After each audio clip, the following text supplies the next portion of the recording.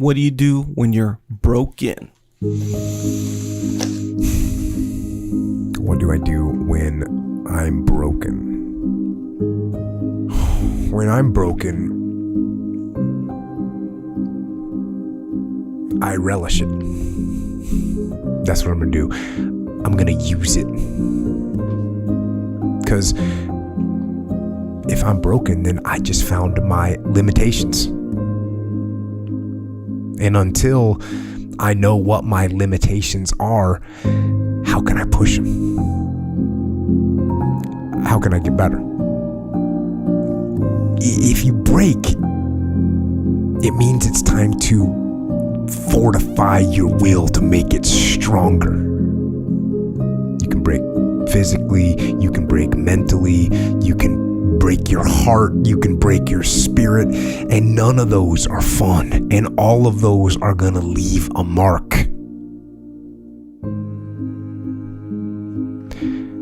But the mark that they leave can be the mark of victory, or it can be the mark of defeat. Because every time you break, and in every way that you break, while it's a chance, it's definitely a chance for you to give up and for you to just to fall apart. But there's also opportunity. There's opportunity to get stronger and get smarter and get faster and get tougher and get more stable and get more resilient and get better.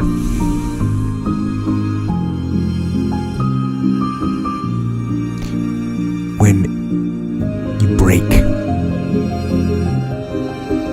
you have the opportunity to show the world, the whole world, what you are really made of.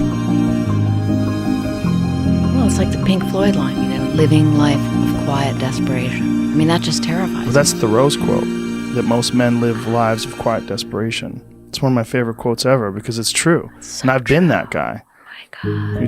You're just in this world where you just can't wait to just run away. You have an apartment you have to pay for. You have a car you leased. You have a wife that you have to feed. You have a child you have to raise. You have your mortgage. You have your this. You have your that. And that's where it all comes from. The way you can change is you have to put aside enough money to give yourself a window. And then you have to have a plan. And you have to spend all your waking hours outside of whatever shit job you do planning your escape. And you have to come to the realization very clearly that you fucked up and you got yourself stuck. So whatever you're doing, you have to do it like your life depends on it. And whether it is you're trying to be an author and if you're gonna try to be an author and you're working 8 hours a day plus commuting plus family responsibilities or whatever else you have, whatever time that you have to attack like you're trying to save the world. You're trying to save your life. You don't want to drown. That 1.5 hours a day that you have to write, God damn, you better be caffeinated and motivated. You got to go. You got to get after it. And you got to have discipline.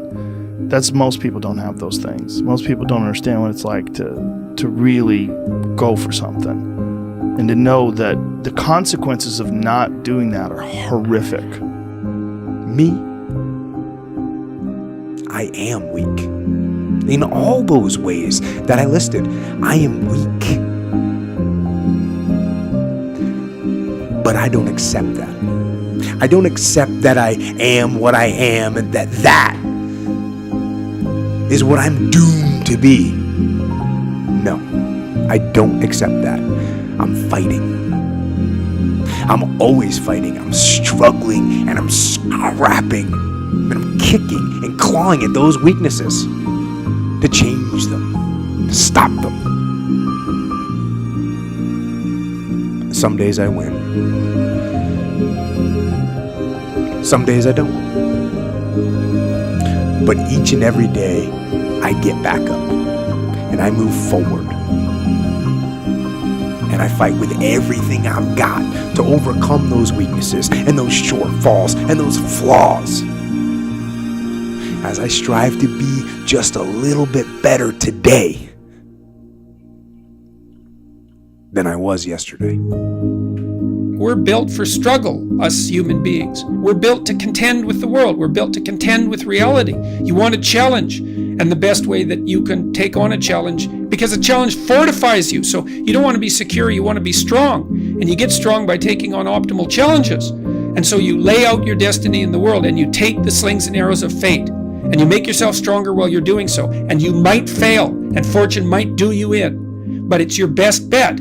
And people that have extracted unbelievable successes out of catastrophic failures. And I'm not saying that in a naive way. I know perfectly well what happens to people. You're doing fine in life, and then you get cancer, and then 6 months later you're dead. And all the heroism in the world isn't going to save you at that point. But that's not the point. That's not the point. Life is bounded by mortality, but that doesn't mean that you don't get out there and contend, and you develop by contending, and you minimize the net amount of suffering in the world. And that's something, man. That's something to do. So it beats laying in your basement and getting bitter and then doing the terrible things that bitter people do. You can play your role to the best of your ability, and that will be good enough. So it isn't that you can avoid catastrophe, it's that you can prepare yourself to deal with it honorably when it arrives. That's what you've got. So if you break, the fight isn't over. In fact, if you break, the fight is just beginning. And as you crawl up and out of that dismal and wretched place,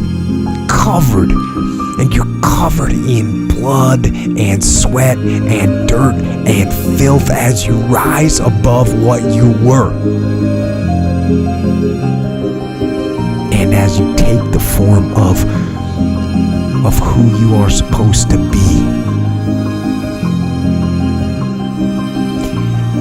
you will see that in the very act of standing up, in the very act of fighting on, you will become and you will remain unbroken.